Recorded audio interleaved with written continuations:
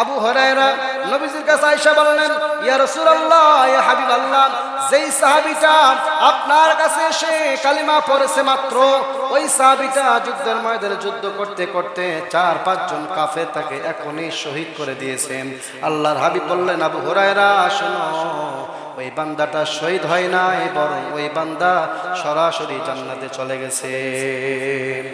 এই কথা শোনার পর আবু হুরায়রা রাদিয়াল্লাহু তাআলা আনহু চিৎকার মেরে বলতেছেন, ইন্নাহু লাম ইউসাল্লি সালাতান ওয়া লাম ইউস্তাস সাজদাতান।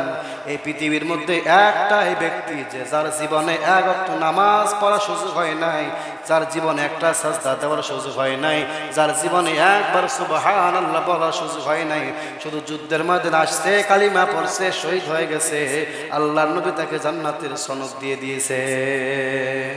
রাসূলুল্লাহ সাল্লাল্লাহু আলাইহি ওয়া আলিহি ওয়াসাল্লাম, ইন্নাল্লাহ আযজা ওয়া জাল্লা লা ইয়ারফাউ দারাজাত লিল আবদি সালিহ ফিল জান্নাহ। আল্লাহর হাবিব সাল্লাল্লাহু আলাইহি ওয়াসাল্লাম বলেন, আল্লাহ পাক রব্বুল আলামিন জান্নাতের মধ্যে কোন কোন মানুষকে জান্নাত দান করবে।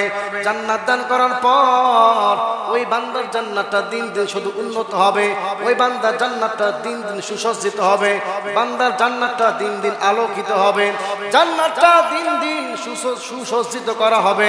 বান্দা জিজ্ঞাসা করবে, আল্লাহ, আমি যে আমল করেছিলাম, এই আমলের বিনিময়ে যে জান্নাত পাওয়া দরকার ছিল, এই জান্নাত তো আমি পেয়ে গেছি, কিন্তু দিন দিন জান্নাত শুধু সুসজ্জিত হয়, জান্নাতের মধ্যে নিয়ামত বাড়তে থাকে, কারণ কি, ব্যাপারটা কি?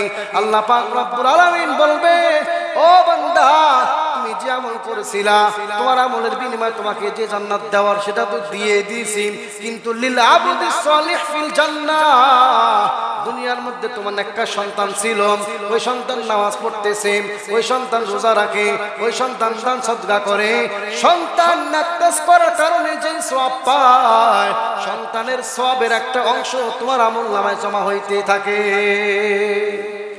সুবহানাল্লাহ। তো সন্তান কখন বন্ধু হয়? সন্তান নেককার সন্তান দুনিয়াতে রেখে যাবেন, সন্তান আমল করবে, সন্তানও সওয়াব পাবেন, আপনি বাবা কবর থেকে আপনিও সওয়াব পেতে থাকবেন। ونعوذ بالله من شرور أنفسنا ومن سيئات أعمالنا من يهد الله فلا مضل له ومن يضلله فلا هادي له ونشهد أن لا إله إلا الله وحده لا شريك له لا جد له ولا ند له ولا مثل له ونشهد أن سيدنا وسندنا وحبيبنا وحبيب ربنا وطبيب قلوبنا ومولانا محمدا عبده ورسوله صلى الله تعالى عليه وعلى آله وأصحابه وبارك وسلم تسليما كثيرا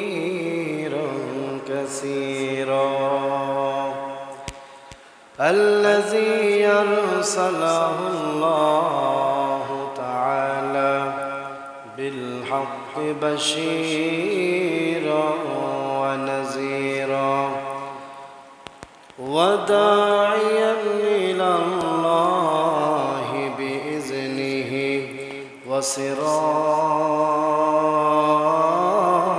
وسراجا منيرا فقد قال الله تعالى في كلامه المجيد وفي فرقانه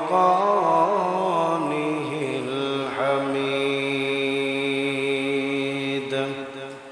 أعوذ بالله من الشيطان الرجيم بسم الله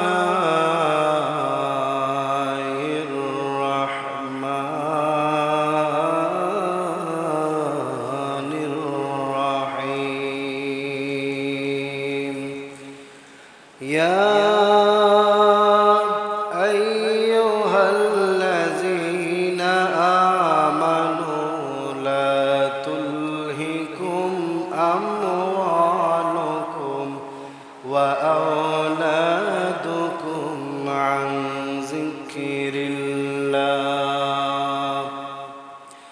ومن يفعل ذلك فأولئك هم الخاسرون أو كما قال النبي عليه الصلاة والسلام إن الله عز وجل ليرفع الدرجة للعبد الصالح في الجنة أو كما قال النبي عليه الصلاة والسلام وقال تعالى إن الله وملائكته يصلون على النبي يا أيها الذين آمنوا صلوا عليه وسلموا تسليما اللهم صل على مولانا محمد وعلى آل سيدنا محمد اللهم صل على مولانا محمد وعلى آل سيدنا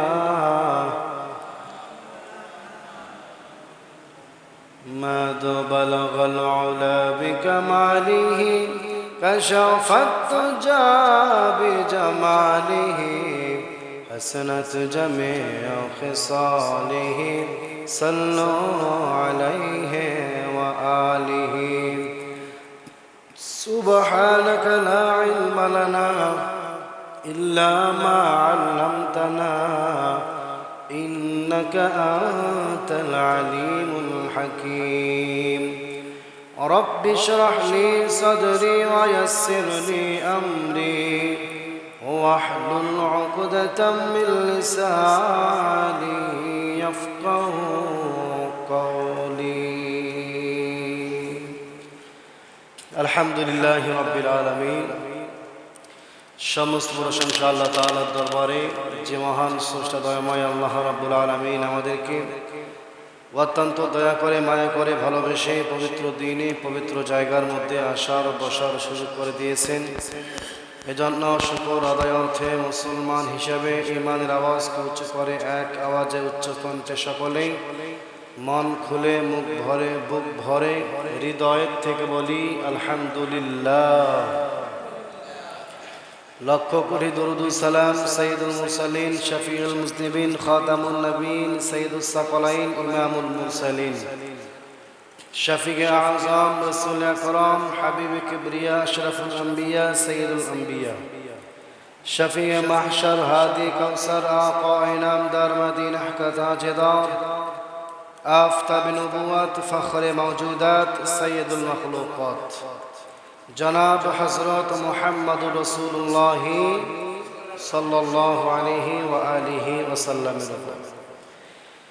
সর্বোপরি শুকর যে মহান স্রষ্টা দয়াময় আল্লাহ রাব্বুল আলামিন আমাদেরকে সমাজের শত শত মানুষ থেকে যাচাই বাছাই করে আল্লাহ পাক রব্বুল আলামিন তার নিজ কুদরতি হাতে সুস্থতার নিয়ামত দিয়ে সাইয়্যিদুল জুমার দিন আগে আগে মসজিদে আসার বসার এবং কিছু কথা আমাকে বলার এবং আপনাদেরকে শুনবার জন্য সুন্দর এই পরিবেশে আল্লাহ পাক কবুল করেছেন এজন্য আমরা সকলে আরেকবার কালিমাত শুকর আদায় করি বলি আলহামদুলিল্লাহ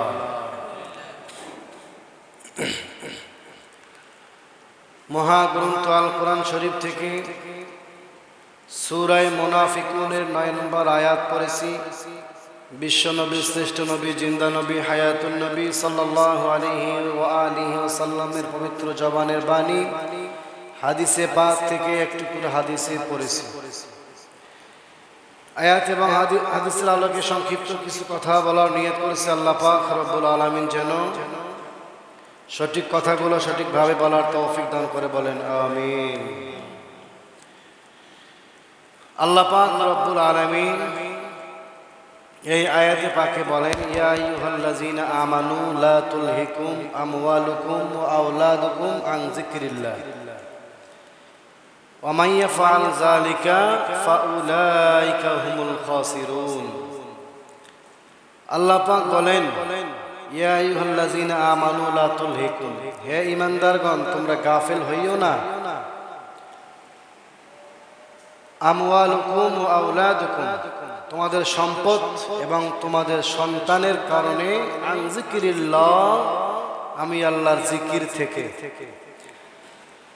ওয়া মান ইয়াফআল যালিকা ফাউলাইকা হুমুল খাসিরুন, যদি তোমরা আসলেই তোমাদের সন্তান তোমাদের সম্পদের কারণে আমি আল্লাহর জিকির থেকে গাফেল হয়ে যাও, তাহলে ফাউলাইকা হুমুল খাসিরুন তোমরা ক্ষতিগ্রস্তদের অন্তর্ভুক্ত হয়ে যাইবা। আল্লাহ পাক রব্বুল আলামিন এই আয়াতে স্পষ্ট বললেন যে তোমরা যেন তোমাদের সন্তান এবং তোমাদের সম্পদের কারণে আমি আল্লাহকে ভুলে না যাও। এই সন্তান এবং সম্পদ উভয়টাই সম্পর্কে আলোচনা হবে ইনশাআল্লাহ। তো প্রথম কথা হইল যে সন্তান আল্লাহ পাক রব্বুল আলামিন আমাদেরকে দিয়েছেন, সন্তান সন্তানাদি এগুলো আছে আল্লাহর দেওয়া বড় নিয়ামত। এগুলো কি? আল্লাহর দেওয়া বড় নিয়ামত। আলোচনা বুঝেননি? আমার দিকে খেয়াল করেন। সন্তান এবং সম্পদ উভয়টাই কি আমরা নিজেরাই অর্জন করতে পারি নাকি আল্লাহ প্রদত্ত? অবশ্যই আল্লাহ যাকে সন্তান দিবে সেই সন্তান পাবে, আল্লাহ যাকে সম্পদ দিবে সেই সম্পদ পাবে।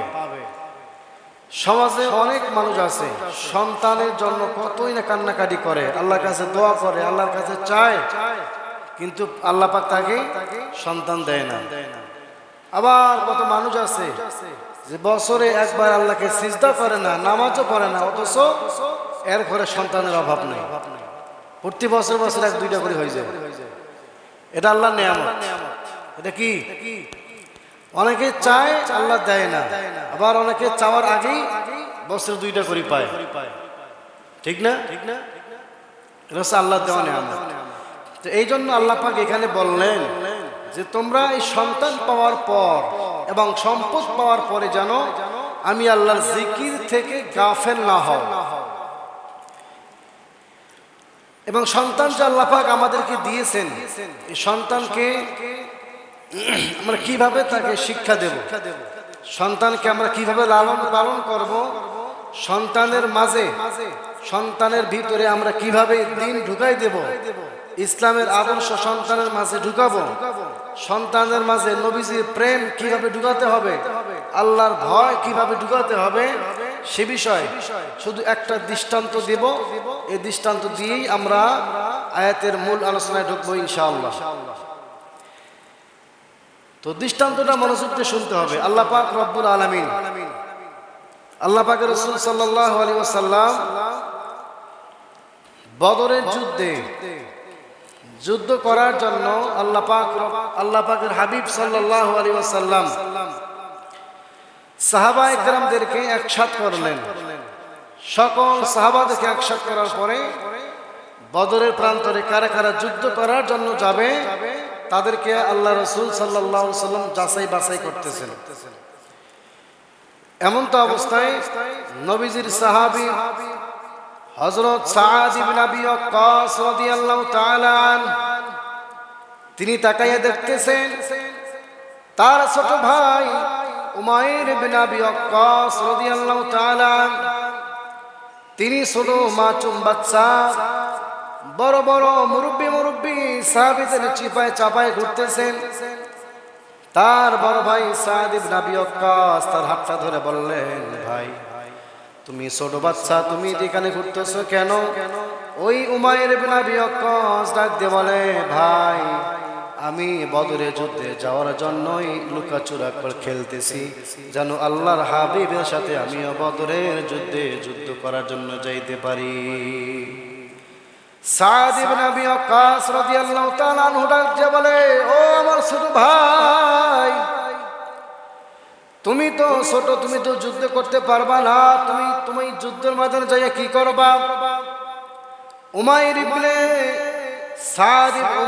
আবি ওয়াক্কাস ডাক দিয়ে বলে, ভাই আমি যুদ্ধের ময়দানে যাব, আমি যুদ্ধ করতে পারি কিংবা না পারি, আমার মনের আশা, মনের চাহিদা, আমি বদরের প্রান্তরে যাব আর ওখানে যে আমি শহীদ হয়ে যাব।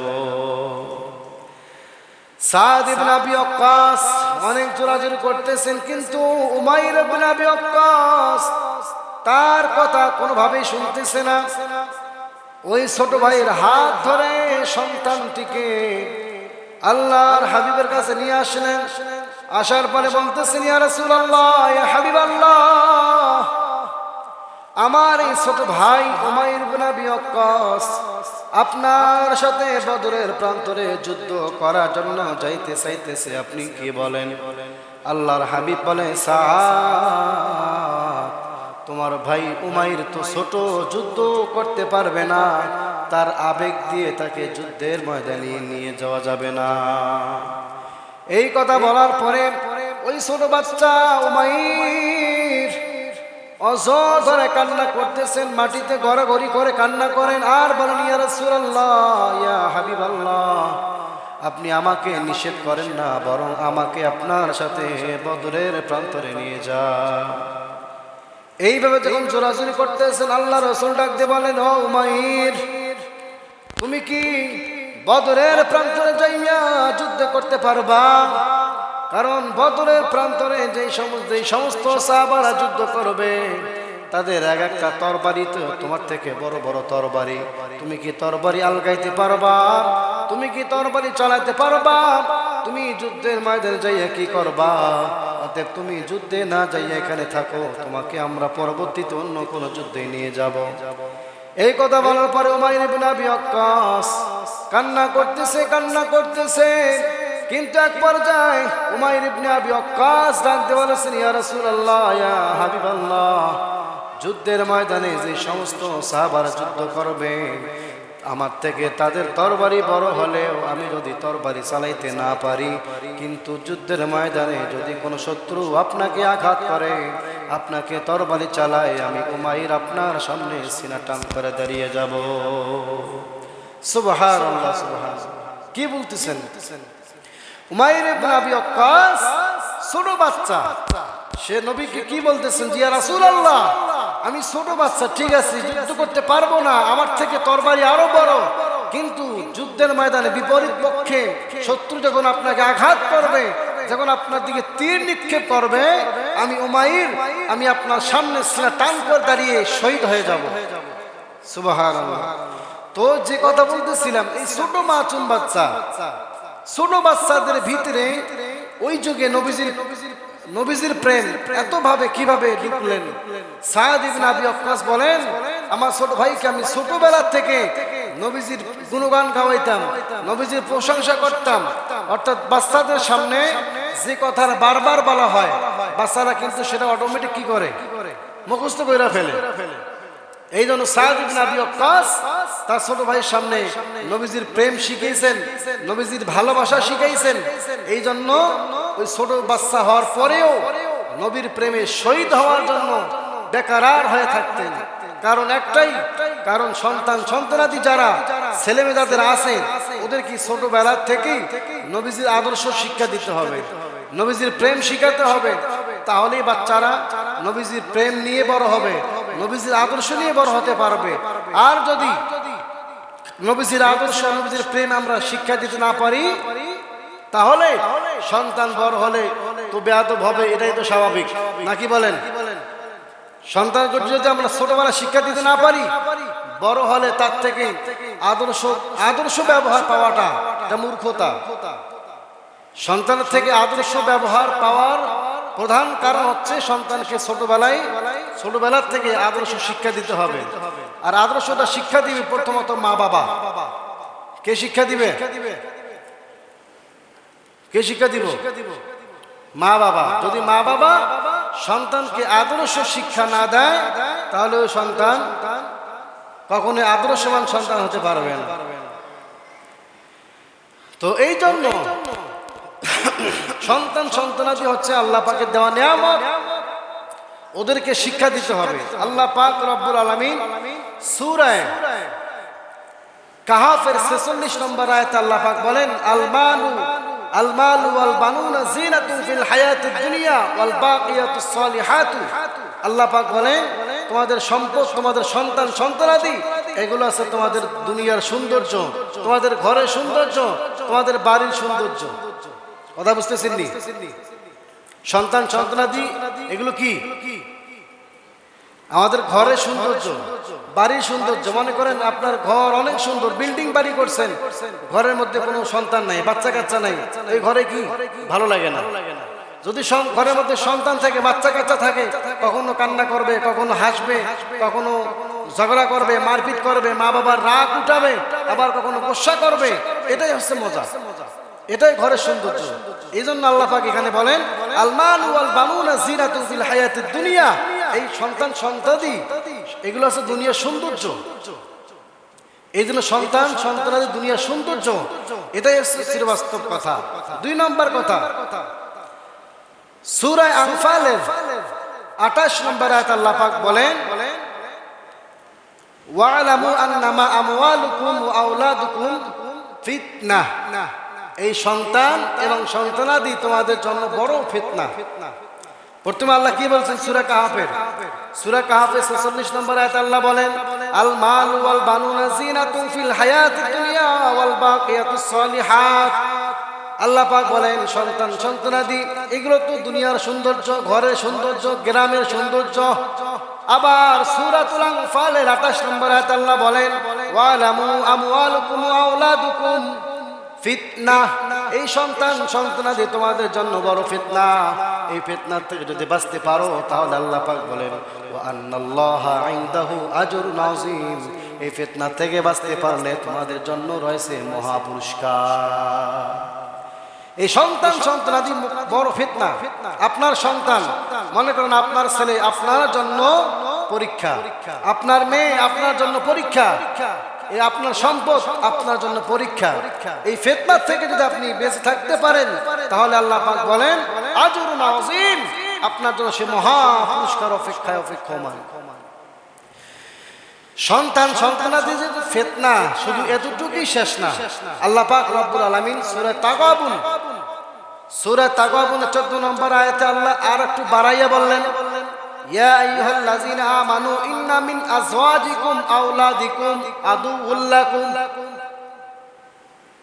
আল্লাহ পাক এই সূরা তাগাবুনের 14 নম্বর আয়াতে স্পষ্ট বললেন, ইন্না মিন আজওয়াজিকুম, তোমাদের স্ত্রী, এবং ওয়া আওলাদিকুম, তোমাদের সন্তান, আদুউল লাকুম, বড়ই শত্রু। কারণ স্ত্রী সন্তান তোমাদের জন্য বড় শত্রু। কি বললেন এখানে? যে তোমাদের সন্তান এবং তোমাদের স্ত্রী তোমাদের শত্রু। আগের আয়াতে আল্লাহ বলছেন কি? ফিতনা।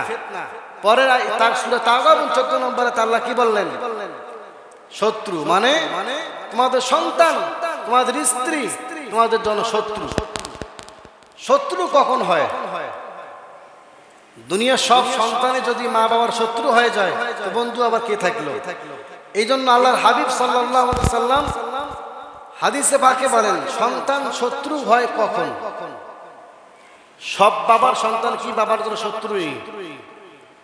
কেন কথা বলেন না কেন? সব বাবার সন্তান কি সব বাবার জন্য শত্রু হয়নি?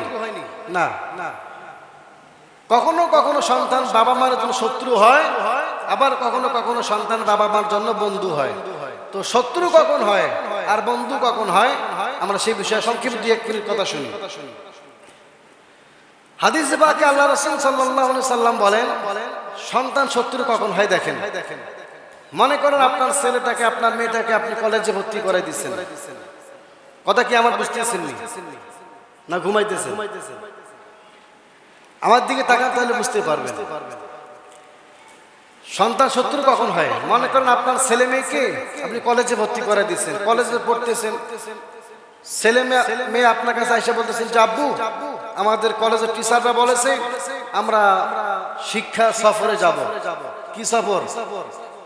শিক্ষা সফর। যদিও নামটা খুব সুন্দর কিন্তু কামটা এত সুন্দর না। নামটা কি? অনেক সুন্দর, শিক্ষা সফর। মানে এই সফর করলে অনেক কিছু আমরা শিখতে পারবো, কিন্তু এমন কিছু ওইখানে যাই শিক্ষা হয় যেগুলো ইমান আমল সব নষ্ট হয়ে যায়। তো যাই হোক, সে বিষয়ে আমরা ওই দিকে না যাই। তো সন্তান এসে আপনাকে বলতেছেন যে আব্বু আমাদের কলেজ টিচাররা বলেছে আমরা সকলে শিক্ষা সফরে যাব, আমাদেরকে যাইতে হবে চট্টগ্রাম কক্সবাজারে যাইতে হবে, আমাদেরকে 5,000 করে টাকা ধরেছেন। তো 5,000 টাকা আপনার কাছে চাইলেন, আপনিও ছেলেকে অনেক ভালোবাসেন যে যাই আমার একটা মাত্র ছেলে ঘুরতে যাবে, ঘুরবে না সমস্যা কি, আমার তো আর টাকার অভাব নেই, দিলাম 5,000 টাকা। তো আপনিও আপনার ছেলেকে 5,000 টাকা দিলেন, উনিও আবার ওনার মেয়েকে 5,000 টাকা দিল, ছেলে মেয়ে উভয়ই এখন কক্সবাজারে ঘুরতে গেলেন। আপনাদের যদি ন্যূনতম জ্ঞান থাকে বলেন তো, একটা ছেলে একটা মেয়েকে দেখা সাক্ষাৎ করা কি ইসলামে কি জায়েজ নাকি হারাম? না, আপনাদের ন্যূনতম যাদের জ্ঞান থাকে তারা অবশ্যই বলবে যে এই কাজটা করা হারাম। কারণ একটা ছেলে একটা মেয়েকে অপ্রয়োজনীয় ভাবে দেখা দেওয়া সম্পূর্ণরূপে হারাম, এটা ইসলামের বিধান। তো শোনেন, আপনার ছেলে এবং আপনার মেয়েকে, আপনার ছেলে এবং আরেকজন মেয়ে যে সকলে মিলা চট্টগ্রামে কক্সবাজারে যে ঘুরতে গেলে, ওইখানে ঘুরতে যাইয়ে ছেলে মেয়েরা কি তাহাজ্জুদের নামাজ পড়বে? হ্যাঁ, কি করবে? আপনার মেয়েকে আপনি যে কক্সবাজারে পাঠালেন, ওইখানে যাই কি করবে? তাহাজ্জুদ পড়বে না জিকির করবে? এই যে সন্তান শত্রু কখন হয় দেখেন, এই আপনার ছেলে আপনার মেয়ে যখন ওইখানে যাইয়া ঘোরাফেরা করবে, যতক্ষণ পর্যন্ত ঘোরাঘুরি করবে, যতক্ষণ পর্যন্ত সে গুনাহ লিপ্ত থাকবে, ওই গুনার প্রত্যেকটা অংশ সন্তানের আমলনামায় তো হবেই এবং আপনার আমলনামায় জমা হতেই থাকবে। নাউজুবিল্লাহ। শুধু এটাই এটা একটা দৃষ্টান্ত দিলাম, এছাড়া আরো অনেক গুনাহের কাজে সন্তানরা লিপ্ত, মা বাবার কিছুই কয় না, মা বাবারা চাইয়া থাকে। সন্তানরা বেয়াদবি করে, মা বাবারা চাইয়া থাকে, কিছু বলে না। কারণ সন্তানকে ছোটবেলা থেকে শিক্ষা দিতে হবে। আমি আগেও বলেছিলাম, কাদা মাটি যখন কাদা হয়, কাদা মাটিটাকে চাইলে যেভাবে চাবেন সেভাবেই করতে পারবেন, কিন্তু মাটিটা যখন শুকাই যাবে তখন ওই মাটিটাকে বাঁকা করতে গেলে তখন আপনার কি হবে? আপনি বাঁকা করতে পারবেন না। সেম সন্তান এরকম, সন্তান যখন ছোট থাকে তাকে যেটা শিখাবেন সেটাই শিখবে, যেটা বলতে বলবেন সেটাই বলবে, কিন্তু সন্তান যখন ডানা গাজাবে, সন্তানের যখন পাকা হবে, ক্ষমতা হবে, শক্তি হবে, তখন যদি আপনি আপনার সন্তানকে বুঝাইতে যান তো আপনার সাথে তো বেয়াদবি করবে, এটা তো স্বাভাবিক। এই জন্য আজকে হাজারো মা বাবার সন্তান ঘরে ঘুমাইয়ে থাকে, নামাজ পড়ে না, মা বাবা কিছু বলে না। হাজারো মা বাবার সন্তান আজকে গুনাহের সাথে লিপ্ত, মা বাবা কিছু বলে না। হাজারো মা বাবার সন্তান আজকে সিগারেট খায়, হাজারো মা বাবার সন্তান আজকে সুদের সাথে জড়িত, ঘুষের সাথে জড়িত, কিন্তু মা বাবা কিছুই বলে না। এই জন্য আল্লাহ রাসূল বলেছেন এখানে যে সন্তান শত্রু হয় কখন? এই যে সন্তান গুনাহ করবে এবং মা বাবা কিছু বলবে না, এই সন্তানের গুনার পার্সেন্টেজ আপনার আমলনামে আসতেই থাকবে। আসার কারণেই এই সন্তান আপনার জন্য শত্রুর কারণ হয়ে দাঁড়াবে। আমার কথা বুঝতেছেন নি? সন্তান আপনার জন্য কি হবে? শত্রু হয়ে যাবে। তো সন্তান শুধু শত্রু তাই না, আবার সন্তান কখনো কখনো বন্ধু হয়। আল্লাহর হাবিব বলেন, ক্বালা রাসূলুল্লাহ সাল্লাল্লাহু আলাইহি ওয়া আলিহি ওয়াসাল্লাম, ইন্নাল্লাহা আযজা ওয়া জাল্লা লা ইয়ারফাউ দারাজা লিল আবদি সালিহ ফিল জান্নাহ। আল্লাহর হাবিব সাল্লাল্লাহু আলাইহি ওয়াসাল্লাম বলেন আল্লাহ পাক রব্বুল আলামিন জান্নাতের মধ্যে কোন মানুষকে জান্নাত দান করবে। জান্নাত দান করার পর ওই বান্দার জান্নাতটা দিন দিন শুধু উন্নত হবে, ওই বান্দার জান্নাতটা দিন দিন সুসজ্জিত হবে, বান্দার জান্নাতটা দিন দিন আলোকিত হবে, জান্নাতটা দিন দিন সুসজ্জিত করা হবে। বান্দা জিজ্ঞাসা করবে, আল্লাহ আমি যে আমল করেছিলাম এই আমলের বিনিময়ে যে জান্নাত পাওয়া দরকার ছিল এই জান্নাত তো আমি পেয়ে গেছি, কিন্তু দিন দিন জান্নাত শুধু সুসজ্জিত হয়, জান্নাতের মধ্যে নিয়ামত বাড়তে থাকে, কারণ কি, ব্যাপারটা কি? আল্লাহ পাক রব্বুল আলামিন বলবে, ও বান্দা তুমি যে আমল করেছিলা তোমার আমলের বিনিময়ে তোমাকে যে জান্নাত দেওয়ার সেটা তো দিয়ে দিয়েছি, কিন্তু লিল আবদিস সালিহ ফিল জান্নাহ দুনিয়ার মধ্যে তোমার একটা সন্তান ছিল, ওই সন্তান নামাজ পড়তেছে, ওই সন্তান রোজা রাখে, ওই সন্তান দান সদকা করে, সন্তান নামাজ করার কারণে যে সওয়াব পায় সন্তানের সওয়াবের একটা অংশ তোমার আমলনামায় জমা হইতে থাকে। সুবহানাল্লাহ। তো সন্তান কখন বন্ধু হয়? সন্তান নেককার সন্তান দুনিয়াতে রেখে যাবেন, সন্তান আমল করবে, সন্তানও সওয়াব পাবেন, আপনি বাবা কবর থেকে আপনিও সওয়াব পেতে থাকবেন। কথা বুঝতেছেন নি? এই জন্য সন্তান কি আপনি আপনার জন্য কি শত্রু বানাবেন নাকি বন্ধু বানাবেন, এটা আপনাকে এখন সিদ্ধান্ত নিতে হবে। আপনারা বলেন আপনাদের সন্তানকে কি বানাবেন, আপনাদের জন্য শত্রু নাকি বন্ধু? যদি বন্ধু বানাতে হয় কি করতে হবে? ওই কক্সবাজার ঘুরাইতে পাঠাই দিবেন নাকি কি করবেন? বাবা যতই খারাপ হোক, বাবা কিন্তু চায় না যে আমার সন্তানটা খারাপ হোক, ঠিক নেই? মা কথা বলে না। বাবা যতই খারাপ হোক, বাবা কি চায়নি যে আমার সন্তানটা খারাপ হোক? বাবা যদি সিগারেট বিড়ি খায়, বাবা কিন্তু এটা চাবে না যে আমার সন্তানটা সিগারেট খাক। আসেন এরকম বাবা, ওরা বলে কি যাক আমি খেয়েছি খাই, আমি খাইলে খাই, সন্তানকে এর থেকে দূরে রাখতে হবে, চেষ্টা করে। কিন্তু সন্তানটাকে নেককার সন্তান বানাতে হবে, এমন সন্তান দুনিয়াতে রেখে যেতে হবে যে সন্তান দুনিয়াতে থাকার কারণে আপনি কবর থেকে সওয়াব পাইতে থাকবেন। যদি সন্তানটা নেককার না হয় তাহলে কিন্তু আপনার দুনিয়া ধ্বংস, আখিরাতও ধ্বংস হয়ে যাবে। এই জন্য সন্তান যাদের আছে প্রত্যেকটা সন্তানকে নবীদের প্রশংসা শোনাবেন, সাহাবাদের গুণগান বলবেন, এরা এগুলো শুনবে আর মুখস্থ করবে। কথা বুঝতেছেন নি? নবীদের প্রশংসা করবেন, সাহাবাদের ইতিহাস বলবেন, সাহাবাদের ঘটনা বলবেন। এই সন্তান এগুলো শুনে শুনে, সেগুলো ঘটনা শুনে শুনে কি হবে, নিজের ভিতরে সাহাবাদের আদর্শ লালন করবে, নবীজির আদর্শ লালন করবে। ছোটবেলার থেকে তারা এগুলো শিখতে পারবে। কিন্তু দুঃখের বিষয় হইল ছোট ছোট বাচ্চা তিনজন সাহাবীর নাম বলতে পারবে না, মানে তিনজন সাহাবীর নাম ঠিক করে বলতে পারবে না এমন বাচ্চাও 20 জন 25 জন খেলোয়াড়ের নাম মুখস্থ।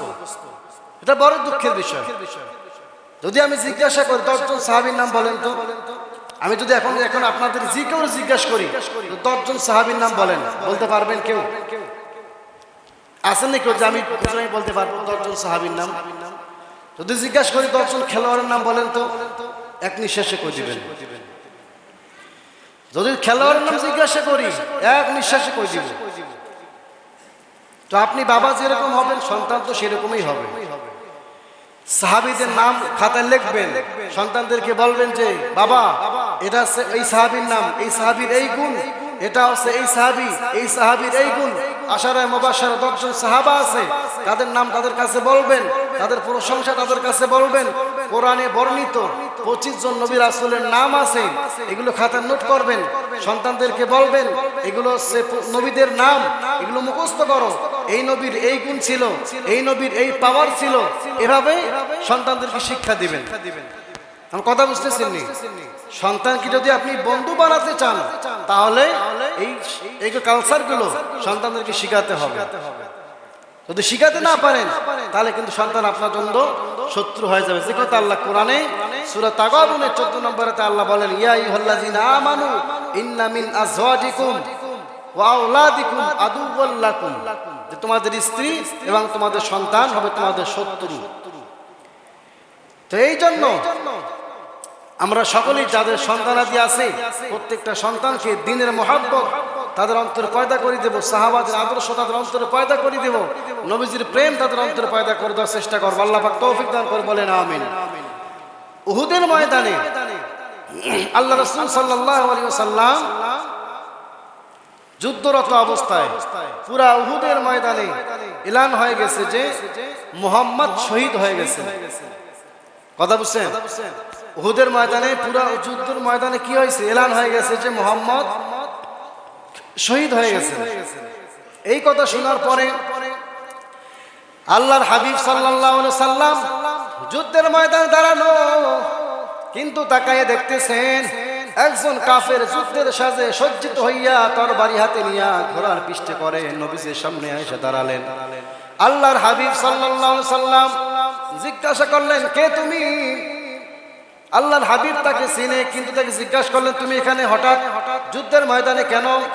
ওই কাফের ডাকতে বলেন, ইয়া রাসূলুল্লাহ, ইয়া হাবিবাল্লাহ, আমি ঘরের মধ্যে ঘুমান্ত অবস্থায় ছিলাম, কিন্তু আমার কানে যখন খবর হইল আপনি নাকি শহীদ হয়ে গেছেন, আমি আর ঘরের মধ্যে সেকেন্ড ঘুমাই থাকতে পারি নাই। সঙ্গে সঙ্গে যুদ্ধের পোশাক পরে আপনার পক্ষে কাফেরদের বিরুদ্ধে যুদ্ধ করার জন্য হাজির হয়ে গেছি। আল্লাহর হাবিব সাল্লাল্লাহু আলাইহি ওয়াসাল্লাম কাফেরকে জিজ্ঞাসা করলেন, তুমি কি এখন কালিমা পড়বা নাকি যুদ্ধ করবা? ওই কাফের বললেন, ইয়া রাসূলুল্লাহ, আমি তো খবর পেয়েছি আপনি নাকি শহীদ হয়ে গেছেন, কিন্তু আমি যদিও কাফের ছিলাম, আপনি আমাকে অনেক দাওয়াত দিয়েছেন, কিন্তু আপনার দাওয়াত আমি গ্রহণ করি নাই, কিন্তু আপনার মহব্বত আমার অন্তরে ছিল, আপনার প্রেম আমার অন্তরে ছিল, কিন্তু আপনার শহীদের কথা শোনার পর আমি আর ঘরে এক সেকেন্ড থাকতে পারি নাই, আমি পাগল হয়ে গেছি। যুদ্ধের সাথে সজ্জিত হইয়া আমার জাতি ভাই কাফেরদের বিরুদ্ধে যুদ্ধ করার জন্য আমি হাজির হয়েছি। ইয়া রাসূলুল্লাহ, যেহেতু আপনি এখন জীবিত আছেন, ইয়া রাসূলুল্লাহ, আমাকে আপনি কালেমা পড়াই দেন, আগে আমি কালেমা পড়বো, এরপরে যুদ্ধের ময়দানে যাব। আল্লাহর হাবিব সাল্লাল্লাহু আলাইহি সাল্লাম ওই কাফেরকে তখন কালেমা পড়ালেন। কালেমা পড়ার পর সঙ্গে সঙ্গে ওই কাফের তখন তো আর কাফের নাই, কালেমা পড়ার পর সাহাবী, কালেমা পড়ার পর সঙ্গে সঙ্গে উহুদের ময়দানে যুদ্ধে চলে গেলেন। আল্লাহ নবীর সাহাবী আবু হুরায়রা রাদিয়াল্লাহু তাআলা এই হাদিসটি বর্ণনা করেন। আবু হুরায়রা রাদিয়াল্লাহু তাআলা আনহু বলেন, ওই সাহাবীটা কালেমা পড়ার সঙ্গে সঙ্গে তরবারি নিয়ে যুদ্ধের ময়দানে যখন অংশগ্রহণ করলেন, যুদ্ধ করতেছেন যুদ্ধ করতে করতে কাফেরদের সামনে চলে গেছেন। 4-5 জন কাফের ওই সাহাবীকে ঘেরাও করে নিছেন। ঘেরাও করার পরে কাফেররা তাকে জিজ্ঞাসা করলেন, ও ভাই, তুমি কি আমাদের মহব্বতে এসেছো নাকি মুহাম্মাদের মহব্বতে এসেছো? ওই সাহাবী বললেন, ও আমি তো মুহাম্মাদের কালেমা পড়েছি, আমি তো মুহাম্মাদের প্রেমে পাগল হয়ে তোমাদের বিরুদ্ধে যুদ্ধ করার জন্য এসেছি। ওই সাহাবী এই কথা বলার সঙ্গে সঙ্গে আবু হুরায়রা বলেন, ইয়া রাসূলুল্লাহ, আবু হুরায়রা বলেন, এই কথা বলার সঙ্গে সঙ্গে ওই সাহাবীটাকে 4-5 জন কাফের মিলে সাথে সাথে হত্যা করে ফেললেন। ওই সাহাবী রক্ত রঞ্জিত জমিন লাল হয়ে গেল। আবু হুরায়রা নবীজির কাছে আয়েশা বললেন, ইয়া রাসূলুল্লাহ, ইয়া হাবিবাল্লাহ, যেই সাহাবীটা আপনার কাছে এসে কালিমা পড়েছে মাত্র, ওই সাহাবীটা যুদ্ধের ময়দানে যুদ্ধ করতে করতে 4-5 জন কাফের তাকে এখনই শহীদ করে দিয়েছেন। আল্লাহর হাবিব বললেন, আবু হুরায়রা শোনো, ওই বান্দাটা শহীদ হয় নাই, বরং ওই বান্দা সরাসরি জান্নাতে চলে গেছে।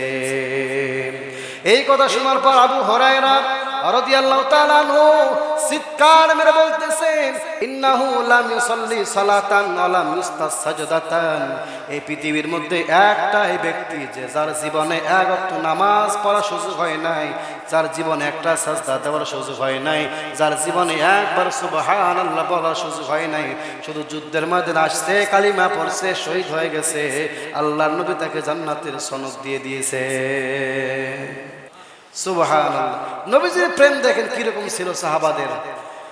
নবীজি যখন শুনতেছে সাহাবাদের নবীজি উহুদের ময়দানে শহীদ হয়ে গেছে, তখন আর এক সেকেন্ড ঘরে বসে নাই, সঙ্গে সঙ্গে যুদ্ধের ময়দানে চলে আসছে। যুদ্ধ করতে করতে শহীদ হয়ে গেছেন, কিন্তু ওই সাহাবী কালিমা পড়ে সঙ্গে সঙ্গে যুদ্ধ করে শহীদ হয়ে গেছেন। তার জীবনে এক ওয়াক্ত নামাজ পড়ার সুযোগ হয় নাই, একটা সিজদা দেওয়ার সুযোগ হয় নাই, একবার সুবহানাল্লাহ বলার সুযোগ হয় নাই, শুধু কালিমা পড়ছে, শহীদ হয়েছে, আল্লাহ রাসূল তাকে জান্নাতের সনদ দিয়ে দিয়েছে।